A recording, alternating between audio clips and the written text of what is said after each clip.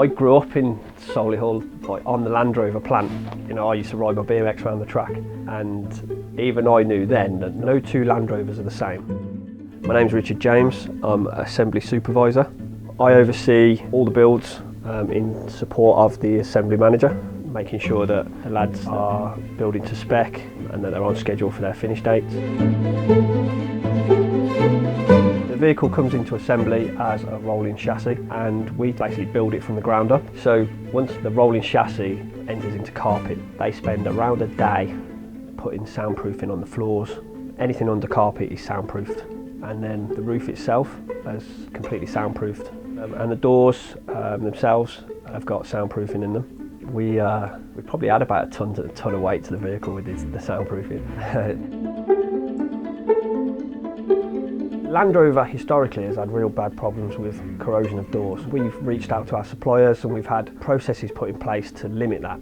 And then what we do to the doors is we wax coat them so that they've got a nice layer of wax on the inside so that the water flows nicely through the door and out through the waste channels. And with the doors as well, we membrane them. We put a fine rubber seal around that membrane so that again there'll be no water ingress into the vehicle through the door, and that all gets sealed so that everything's watertight. Once those are done, we put all the seals on around the front doors, watertight all of those, make any final adjustments that we need. We then undergo a water test, and that process involves lots of water being fired at the vehicle from various angles, and we go through that process 2 or 3 times to make sure that the water doesn't seep in. Once we've done that, we then bring the vehicle back into assembly, and then we can start working on the interior. It's only once we know that the vehicle is completely watertight that we'll then begin any works on the interior of the vehicle. The sort of early stages of the build are our dashboards that we hand build at Arkonik are all in. We then move on to the shell of the vehicle.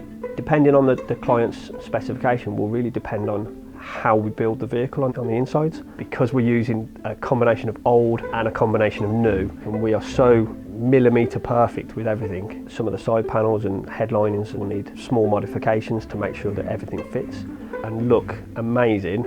It's through the hard work of all the employees here that make that combination of old and new fit. No two trucks are the same. Every truck requires some form of hand modification in order for it to be the quality it is when it leaves Arkonik. Our relationship with Ruskins is very good. We buy the seats from Exmoor and then they go off for the client's bespoke interior. So whatever the customers imagined, Ruskins develop and put onto the seats for us, and the seats then have a matching cubby box, gear gaiter. In some instances we've had the same sun visors in the same material, head lining, side panel lining, a variety of colours, patterns, materials. Some of the designs are really interesting, and it's something to behold, to watch that process. You stand back and it works. Every time. As soon as Ruskins have sent us the seats, put the seat runners in, put the seat frames in for the second row, any lock and folds or bench seats then get lined up and all the necessary holes and seatbelt mounts get put on the vehicle. Obviously the driver and passenger side is pretty much identical on every vehicle in terms of the process that you go around building it. Then if you add a soft top element or a roll cage element, all these different elements will affect the way in which you build a truck. So a 90 can take anywhere from sort of 15 to 18 days. A 110, you're looking at somewhere sort of 17 to 18 days to build up, and a 130 is around the 18 to 20 day mark. The seats are the last thing to go into the vehicle. They're the most expensive part of the interior. They're the finishing touch to the interior. Once they're in and the vehicle's finished, it leaves us with a full set of seat covers, floor protectors, so that it can go down to QC for its final checks before being shipped to the client. From my point of view, what makes the Arkonik Defender is the people that build it. Each of the assembly builders is allocated a truck, and they are 100% responsible for that truck. There's not one truck that leaves assembly that the builder doesn't love from start to finish.